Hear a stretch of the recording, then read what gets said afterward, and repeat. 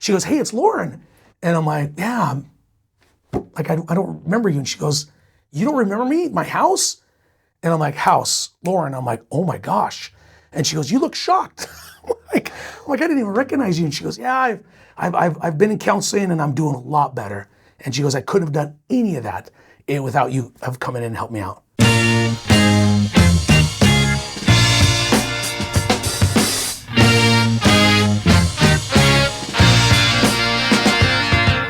All right, welcome to the Massive and Passive Income Show. I'm Colter. I am Jason. We're going to talk about Fred today.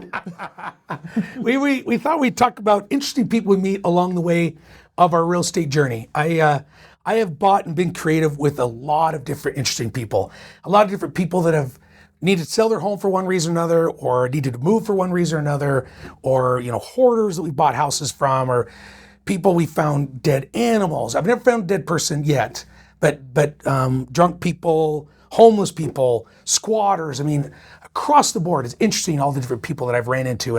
But there's a couple of them really stick out. And one of them is this guy, Fred. If you, excuse me, if you've listened to the episode before this one, which I don't know what episode that would be, but anyways, where we talked about, a property that we got creative with. There's a guy that owned it, his name's Fred, and he was he worked on the set of Gunsmoke in Gilligan's Island, and he was fascinating. He was an older guy. He's probably 75 when I first met him, and real skinny. He had a big notch on his forehead, and he reminded me of the guy. Anybody remember the 80s preacher from Poltergeist? Anybody? That's who he reminded me of. So if you ever watch that show, that he's just hair and really old and spots on his face, but super guy. Anyways, we become great friends because I bought his property and he helped me out a ton on different things about the property. In fact, 2 weeks after buying the property, my main water line busted. And I was driving truck at the time. So I'm halfway to Salt Lake City. I get a phone call from my tenants at about 1 o'clock in the morning that said there's water going to the basement. So I called Fred. He didn't have to do anything. I already bought the property. He lived just a couple blocks away. He didn't have to do anything. And I called him. I was like, hey, the main water line. He's like, no problem, Jace, I got it. So he went over there. He bailed water all night long. He got the water shut off. He called contractors. He had them come over. We got him to redig a new line. Took us a couple days, but we got water turned back on. Just super guy. And I tried to pay him. He wouldn't let me pay him. So I went and found his landlord of the place he was renting, and I paid his rent for that next month. So he didn't have to pay it. But here's what's funny, is the guy said, well, he already paid me a year in advance. And I'm like, okay, well, I'm going to do another month for him and let him know that I did it, because he won't accept any money from me. But anyways, so the guy was unique. He had a Suburban that he painted with a paintbrush, and it was pink, and all of his property. In fact, when I bought it, it looked like a circus, because he'd go buy paints at Home Depot that people would return, and he'd buy them for nothing, and then he'd come in and just paint his building all these different colors. So that was one of the things when I went to the planning and zoning, I'm like, I'll paint everything the same colors. Like, oh man, we get so many complaints about the different colors of paint on that place. And here's what's unique too is one of the front shops that he put that I had to tear off because it didn't meet the front yard setbacks. I pulled the whole thing off its foundation, put it on a flatbed truck, took it out to my house, and built a shop out of it. So that building in my back corner of my house was originally in front of this house that I bought 20 years ago as an investment property. I know, isn't that crazy? Well, 2005, yeah, so almost 20 years. Anyway, so Fred would come over all the time. I'd be working on the properties, we're tearing things down. He'd come over and he'd complain that I was tearing things down, but then he'd jump in and help me anyways. And one day it was in the middle of the summer and it was just hotter than blazes. And he's like, hey, I gotta go take a break. Well, he walked into the main house and I didn't have anybody renting at the time. And he was gone. And he was gone for a couple hours. I'm like, I wonder if he's okay, because he's older, and I was worried. So I walk in to the main room and he's laid out on the floor, completely butt naked, with his clothes rolled up, with his head propped up, and I thought he was dead. So I walk in, 75-year-old guy, probably 100 pounds dripping wet, completely naked on my floor in my real property, and I think he's dead. So I can't get that image burned out of my eyesight. It's like one of those things you can't unsee once you've seen. So I went up and got down close to his face to see if I could hear him breathing, and I could hear him breathing. And I'm like, all right, I'm not gonna wake him up, no way. So I walked out.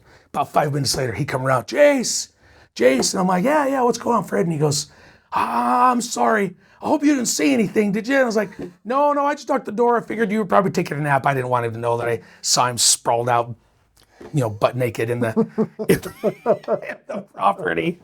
So that was one story I caught old Fred in it. That is truly unique. That is unique. I know it. That's what I was saying. Some other people I've met on the road. Just weird people. I met a lady one day said that she's visited Jesus Christ before, and he comes and visits her all the time. He has coffee and bagels with him at least once a week.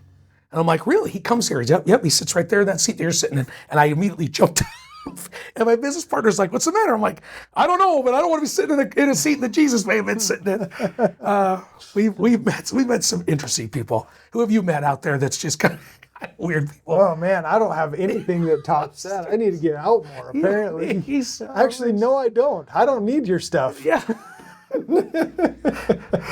Yeah, it's funny as you talk about Fred. Anybody that's lived over by where my place is at, and if they've lived there very long, they know who he was. He'd show up, shovels people's walks. He'd pull people out. He was constantly doing service for everybody, and you couldn't mistake that big 1985 Suburban that he painted with a paintbrush from paint that he bought from Home Depot. That was lime green, pink, and he'd put on the side of it like a rock because it was a Chevy.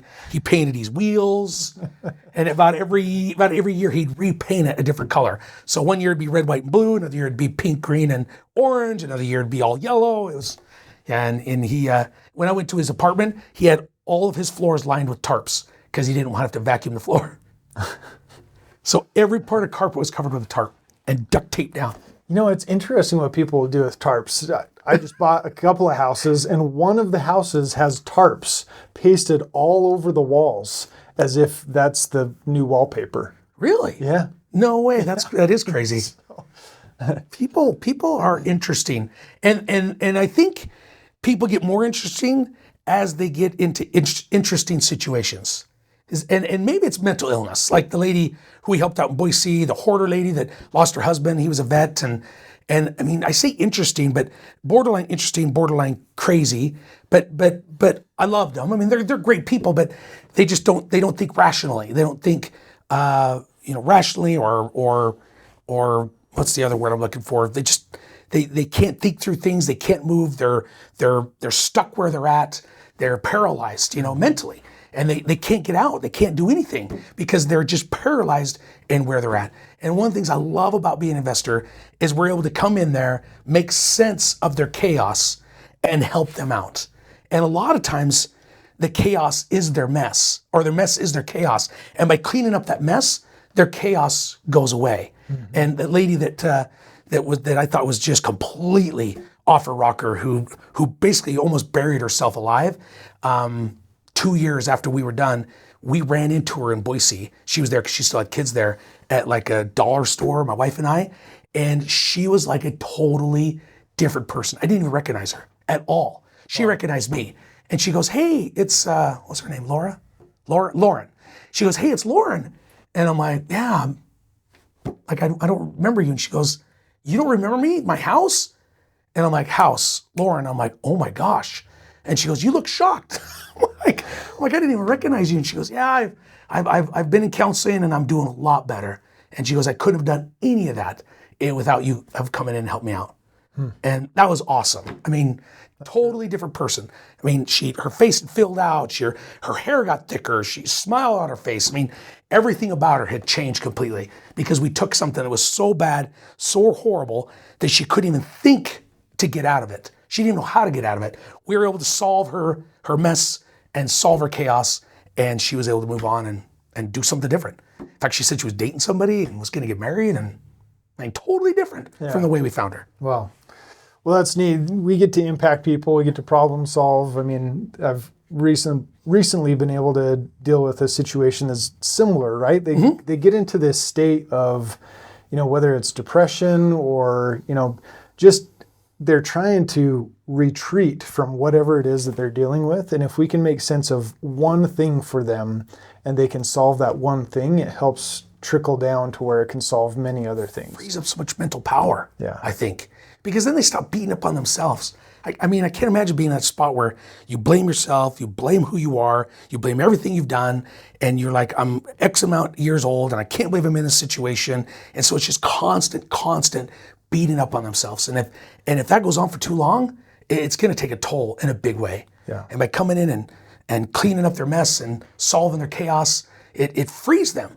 So now, like, wow, maybe I'm not buried. Maybe I can do something different. Maybe this guy Jason does believe in me. He came in and he did some things for me that nobody else could, and they move on. Yeah. And some are better, some aren't. I've ran into some that didn't take the hand up that I gave them to help them out, and they just spiraled out of control later on, even worse. You know, so it happens. It happens both ways, but we don't get to control all the things. that's right. So. Well, thanks for sharing your stories. Yeah. And, you know, the people that we get to meet, and they're all important to us being able to solve problems and us being able to put deals together. And again, we're trying to create win-win-win situations that allow for us to win, them to win, and the end buyer of whatever house we're trying to take over. So Yeah, definitely. Thanks for tuning in. Yeah.